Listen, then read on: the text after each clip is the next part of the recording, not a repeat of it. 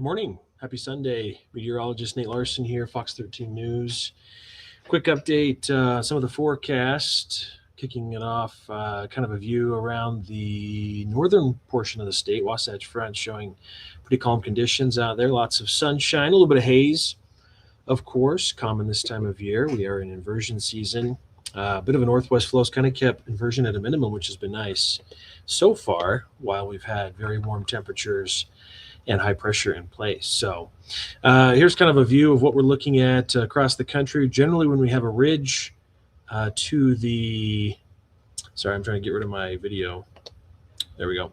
A ridge of high pressure over the western states, we get troughing or more active conditions across the east. And so we're seeing a fairly large snowstorm across the northeast right now, and going to continue to impact that area while we continue to see the ridge in place over our neck of the woods. So as far as taking a peek, actually, let's look at temperatures then. So with that low pressure system over the Great Lakes, it's been bone chilling. They've had a nice blast of Arctic frigid air. Temperatures about 10 in New York right now, just -8 in Minneapolis, 4 in Omaha. We're right at 0 in Chicago, while we're seeing temperatures near 30, Salt Lake City, 29 in Boise. So yeah, we're not too far.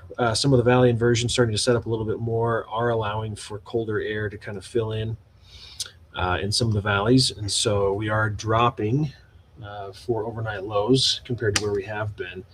And we've just been really warm and dry. No news there. No surprise, sunshine over Alta, gorgeous start to the day. Snow, pretty dismal as far as looking at the numbers. Quick check on Snowpack for this is the latest map from today. I think it's post-dated, so it's from yesterday. But the graph showing the snow water equivalent of just 56% of normal is accurate for today, meaning that, yeah, we're not doing well, right? So a lot of oranges, reds showing well below average snow. The only area that's at normal is Escalante and the Paria Basin, which is 104% of normal, thanks to some of the southerly storms we saw earlier in the season. So Alta, 25-inch base, 51 inches for this snow year, and usually they've had about 139 inches normally. So look at the temperatures up at the higher elevation. So here's the ski forecast for today. Climbing to right around freezing by 10 o'clock, and then we're in the mid-40s into the afternoon. So it's going to feel like spring skiing out there, especially with some of the limited snow that we have. 30 degrees, as I mentioned, Salt Lake. We're just 17 Milford, so it's cold start this morning. Should break through pretty nicely, though, from the cold air with mostly sunny skies today, about 53 or so for the high in Salt Lake. So a couple degrees colder than yesterday's 55. And in southern Utah, we're looking at low 60s, about 63 in St. George as well, with some of the high cloud cover. Otherwise, it's going to be a really nice day overall. In fact, I think the St. George camera, I'll pull that one up, we're showing mostly clear conditions, at least earlier. And then some good news. So we're still dry, we're still above average, but we are tracking a bit of a pattern change. Jet stream should start to dip a little further south by midweek, and that will give us a good chance of finally seeing some additional moisture, at least for northern Utah. Yeah, a little bit more high cloud cover over southern Utah, more partly to mostly cloudy skies there, with those temperatures right around 34. Oh, early start, excuse me. So what are some of the changes? So the ridge of high pressure that's in place. We do have a bit of a weak trough that kind of undercuts the ridge. That's what's generating some of the moisture, the cloud cover in place today.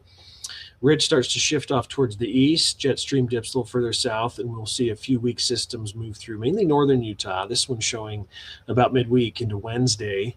Chance of some showers moving in, so valley rain, mountain snow. Snow levels will start to drop with colder air moving in out of the northwest, but they'll be pretty high initially.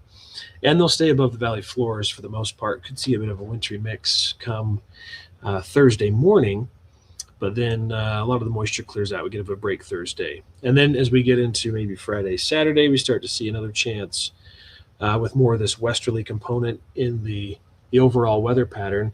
Should tap into some decent atmospheric moisture, a bit of an atmospheric river event. But again, it's going to be pretty mild, meaning snow levels will be above the valley floors.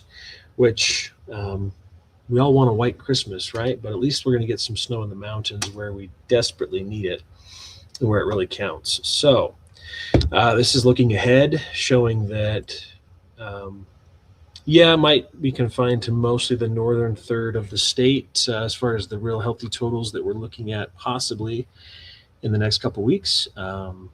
But at least, we show some decent totals. So just getting us through midweek, again, maybe 2 to 4 inches for some of the mid-mountain areas. Higher peaks could see 4 to 6. And then as we get into this next weekend with the next storm system, that's when we could have quite a bit more moisture move through.